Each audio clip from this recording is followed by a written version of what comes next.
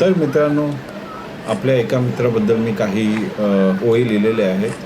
तर असं वाटलं तुम्हाला थोड्या वाचून दाखवाव्यात. तर ओळी अशा आहेत. एक आहे SM, त्याची सगळ्या समाजाशी ठसर. एकदा SM वयात आला.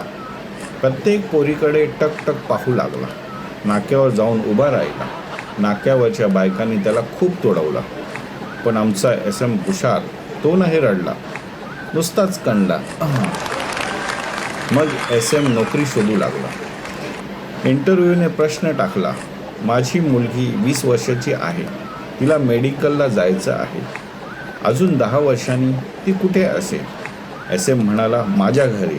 इंटरव्ह्यू सहित सगळ्या स्टाफने SMला खूप बदलला. पण आमचा SM हुशार, तो नाही रडला, नुसताच कणला. शेवटी SMचं लग्न झालं. SM हनीमूनला गेला. हनीमूनवर गेल्यानंतर मोबाईलवर बोलता बोलता तो असाच घरी आला. जेव्हा बायको एकटी घरी परतली, बायकोने त्याला खूप तुडवलं. पण आपला SM हुशार, तो नाही रडला, नुसताच कणला.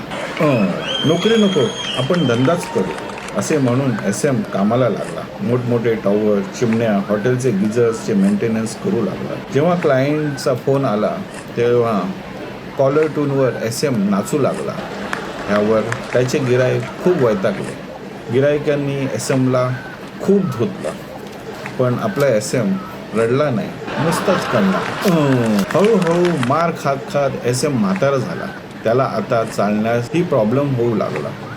डॉक्टरने रोज निदान 30 मिनिटे चालायला सांगितले. पण SM बुधवार, शुक्रवार, रविवार हनुमानपर्यंत चालू लागला. हे पाहून बायको परत वैतागली. तिने SMला चोपला. पण आपला SM हुशार, तो नाही रडला, तो फक्त कणला. आता SM मार खाण्यात अनुभवी झाला. बाजारात येणाऱ्या आपल्या मित्रांच्या बायकांना आपल्या मित्रांच्या चहाड्या करू लागला. हे पाहून मित्रांना त्याचा राग आला. त्यांनी SMला बदडले. पण SM हुशार, तो रडला नाही, नुसताच कणला. असा हा SM आता आपल्या अनुभवाचे बोल सगळ्यांना देत आहे. दिवाळीत TV ही धुवावी लागते, हे सगळ्यांना सांगत आहे. असं ऐकून लोकांनी आपली घरे बदलली. त्याच्याजवळ ते राहत होते, आता सोडून दूर ऐरोलीपर्यंत, न्यू बॉम्बेपर्यंत जाऊन राहू लागले. सगळ्यांना कळून चुकले आहे, आमचा SM हुशार आहे, तो रडत नाही, तो नुसता कणतो. असा हा SM, त्याची समाजाशी आहे ठसन. तर मला वाटतं तुम्हाला आवडलं असेल. पास ऑन करा, सगळ्यांना सांगा. चांगलीच कविता आहे SMबद्दल आणि तोही ऐकेल, त्यालाही आनंद होईल. बाय.